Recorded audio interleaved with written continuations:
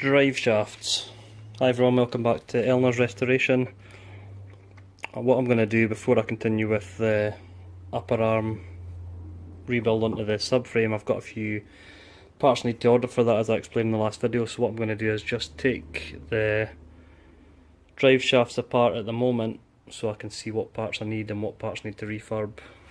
So I'm just going to completely strip it down and break it up so it looks like a exploded diagram.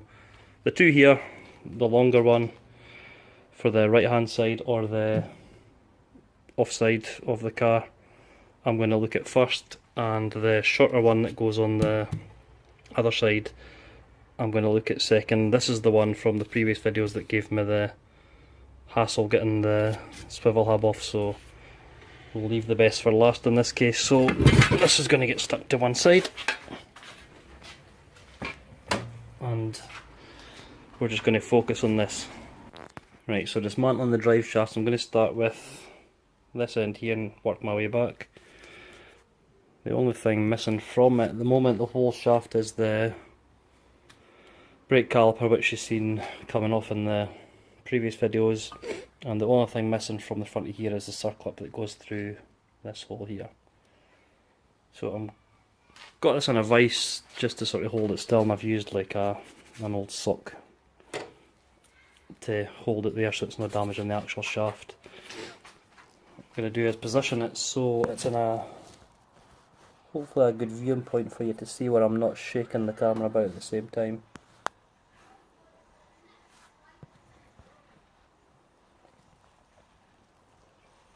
So, like I say, the circlip's already been moved, and I'll start with, this is all finger tight because when I took it off I just put it back on so it was in place. So the castle nut, normally up to its torque setting, but like I say, it's finger tight. So what I'm going to do when I take it out is just keep it all lined up side by side up here. So there's a cup washer, which if you pull this, so you've got the disc and hub assembly that comes off here. Cup washer sits behind the castle nut. The disc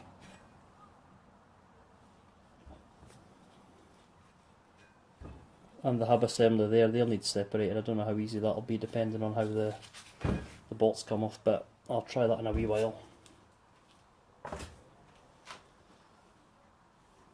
The backing plate here is held on with the two bolts on the caliper, so you can see the two bolts, one here and one here. Again, they're just finger tight, so I can just remove this at the moment. I think I'm going to have to get new ones of this because they're not only badly corroded, but they're pretty bent as well. So this one's a bit too tight. I'm getting out a spanner.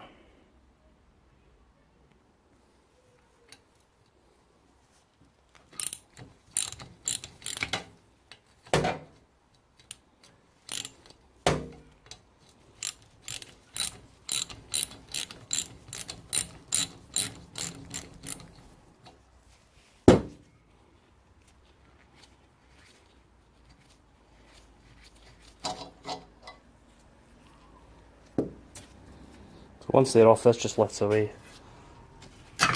It's kind of resting on it at the moment because of the way the hub is, but there we go. And try and keep that there at the moment. So I'm pretty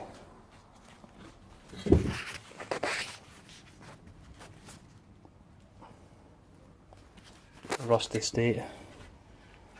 These aren't too dear, but it's not just the rust, it's quite corroded round it is and bent, so yeah, it's all starting to pit and it's quite bad.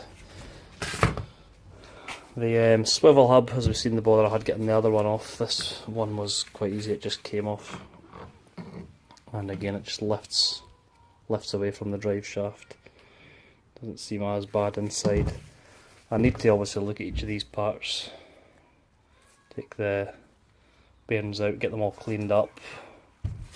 The top and lower ball joints I'll take off and see what they're like. As I said before loads of times, I'm looking at refurbing as much as I can. Right, we're going to attempt to take the pot joint off. We're just going to, these will get replaced in the new kit, so we're not too bothered about doing it. So if you can just get something thin and wiggle it under here, and just be careful because the all-go melt should be grease inside here. There we go, so that's the metal collar broken. There you go, this should just peel back now.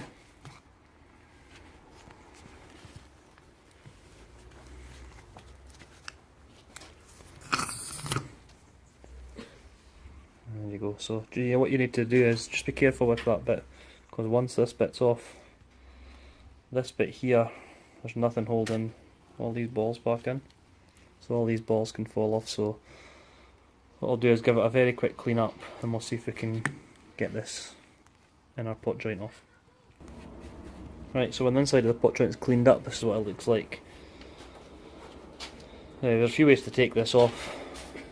You can just totally dismantle it and take all these balls out. I'm going to keep them on at the moment just to see what I find the best way is for me. So I'm going to get just some insulating tape. There you go. I'm just going to wrap it around here to keep them in place. I'm then going to get this sleeve cut just by a pair of pliers or tin snips, so I can get the rubber out of the way, and then we'll see if we can just get this knocked off. So, do you want to try and put that round?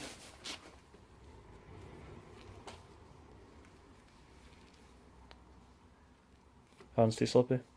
Okay, it's fine. Right, not pretty, but it'll do the job. Whether it stays on is another thing, because it's obviously quite slidey. Worst case, the balls come out, the ball bearings, and I can pick them up. So we're going to cut this, get this out of the way, and from what I've seen, there's a ridge in here. You just hit that, and it knocks everything off this end.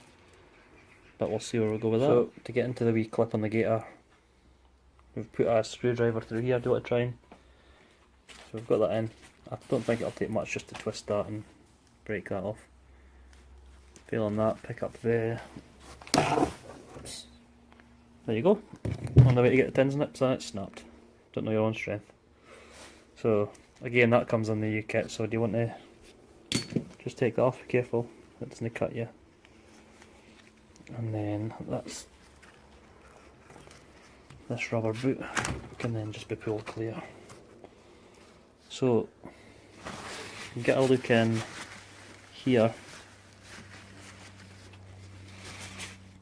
this edge here. If I can get a drift on here and give that a hit, that should hopefully shock the circlip in there, and all going well, get that loose. Let's give it a positioned and give it a whack. A bit harder whack, not tap, so whack. It has to be shocked off. Okay. Oh. Oh. Health and safety tip notice coming up, flash up.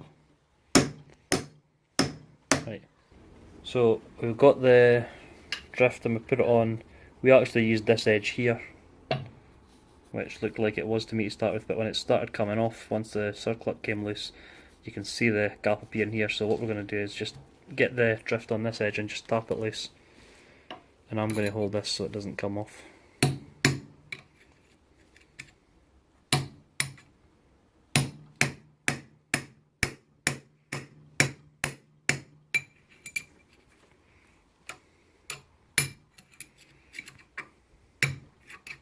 Just hold this bit still here.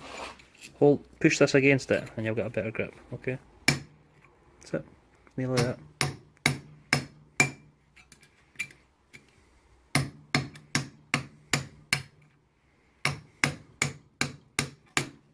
Ooh, there we go. So once the circlip was shocked loose, that's the inner pot joint there came off. Can you pass me a towel? Bit of towel. You see the end of the drive shaft here.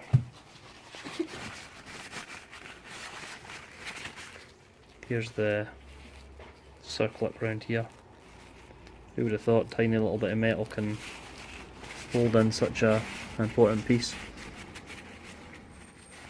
And it's obviously recommended once you're misplaced these to replace the circlip. Again, they're pennies, so that'll get replaced. I'll leave it in there just now, it'll all get cleaned up, but once that's off, the gator just pulls off of that. I'm going to keep all the parts together, but you can see that's the inner pot joint off anyway. We just need to now get into the CV boot end. So what I'm going to do is take this off. Can you grab a hold of this while I undo this so it doesn't fall out? You got it? Yeah. Right. So take that off. We'll slide this boot back the way you got it. Right, let's attempt at getting the circlip shocked off. A lot of the sites on the internet say it just takes a good hit around about here, so here goes. We'll try with the rubber mallet first to see how we get on with that, but might need to be the metal one, but here goes. Bingo! Rubber mallet, first time, and my left hand, so quite a good aim. Right, I'm just going to remove the circlips from each end. Don't know if there's a fancy way to do it, but screwdriver.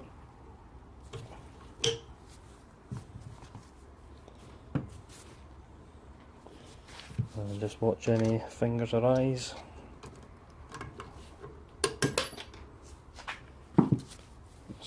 Supposed to replace them anyway. So that's one on that side. I'll do the same on the other side, but as you can see, I've given this a clean up. Just a very brief clean up with a wire reel. Just go through the stages now of the acid etch and the paint. I'm going to give obviously the middle shaft more paint than the end. I don't want the end not being able to fit into the stuff, so obviously that's enclosed with the grease. So this section here I'll give a few coats, and then I'll look at the parts I've taken off and see whether I'm going to be able to refurb or order new parts. They're not that expensive. I think by the time you order in a pot joint or CV, you're looking at about £27–28, and the time you pay for the gator and the nuts, it's £10. So one side of me says for an extra £15, just go for the extra, and that'll save dealing with all the dirt and everything. But yeah, we'll see how that goes once I've got this painted.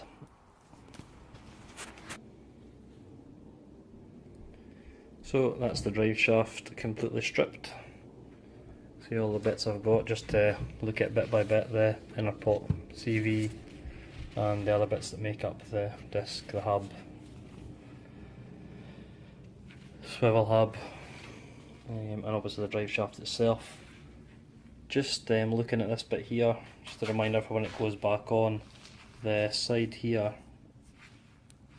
is the side that the inner pot comes off, and the slightly different side here, you can see the different groove here and here, is the CV joint side. So it's going to be fun seeing what can be saved and seeing what can't, getting them all back to a new like condition. I need to look at parts for building the upper arm back on with the high-lows like I said before, so I will get back to that.